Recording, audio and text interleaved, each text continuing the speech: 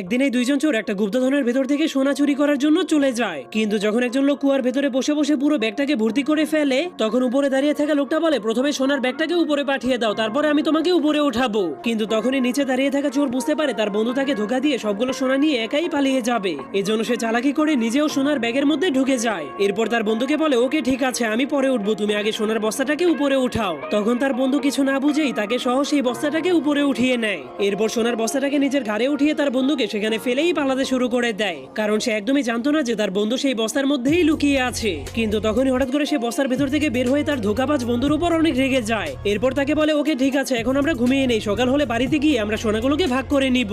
যা শোনার পর সেই ধোঁকাবাজ লোকটা মনে করে তার বন্ধু তাকে মাফ করে দিয়েছে, কিন্তু সেই সবুজ কাপড়ওয়ালা লোকটা শুধু তার ঘুমানোর অপেক্ষা করছিল, যাতে করে সেই ধোঁকাবাজ লোকটা ঘুমালেই সেই চুপচাপ সবগুলো সোনা নিয়ে পালিয়ে যেতে পারে। কিন্তু তখন সেই ধোঁকাবাজ লোকটা ঘুম থেকে ওঠার পর তার বন্ধুর উপর অনেক রেগে একটা গাছের ডালকে ভেঙে নেয়। এরপর